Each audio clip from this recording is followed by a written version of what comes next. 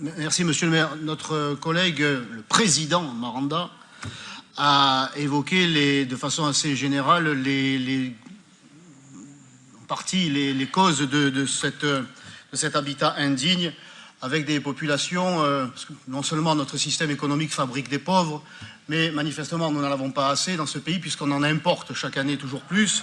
Et lorsque nous avons 10 millions de pauvres dans ce pays et Marseille qui est frappé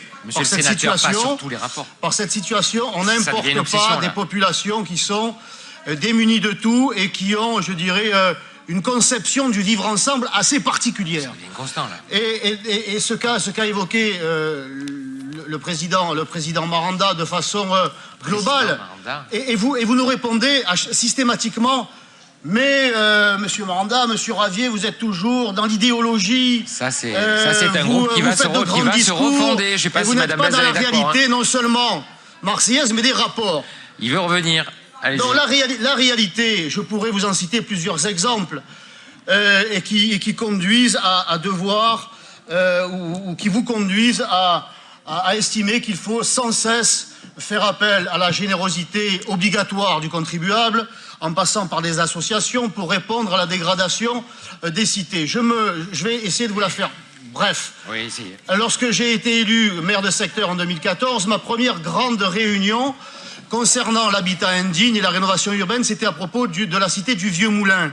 Vous vous souvenez du préfet Cadeau, qui n'était pas nécessairement le plus convaincu par les analyses de la droite, de l'extrême droite, de la famille nationale. Bon, eh bien, dans une réunion où il n'y avait pas de presse, et c'était ça qui était intéressant, il nous avait dépeint la situation très réelle et concrète de cette résidence, en nous faisant savoir que les Gitans avaient chassé les Maghrébins, et que si on souhaitait que des familles puissent s'installer dans cette résidence, il fallait passer par le chef des Gitans, et qui accepterait à condition que les familles soient gitanes.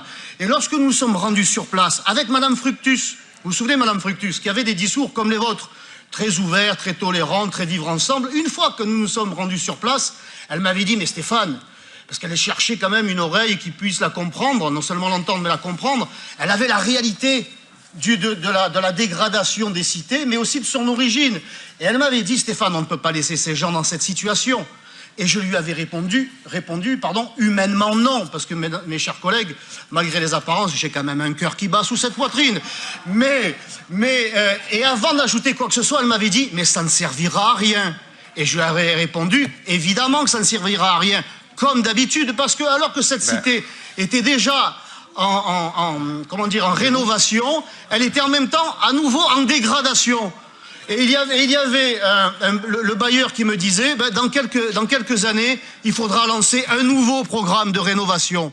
Et c'est la même chose au parc Caliste où des populations en partie mafieuses originaires du Nigeria contestent le trafic de stupes et font vivre l'enfer et contribuent à la dégradation de la situation dans cette cité. C'est la même chose aux rosiers, monsieur le maire. Vous le savez que les rosiers ont été restaurés il y a peu d'années. La cité La Morelette, la copropriété, si je peux finir, et je finirai sur cet exemple, si vous me le permettez. C'est un exemple très concret, débarrassé de toute idéologie. J'y ai grandi à La Morelette, monsieur le maire. À La Morelette, on ne peut pas me raconter n'importe quoi. On ne peut pas me la faire à l'envers. La Morelette, c'est une copropriété où on trouve de tout pour les enfants. Où il y a une école maternelle, où il y a une école primaire, il y a un collège, des commerces de proximité, une piscine. Eh ben voilà, c'est terminé.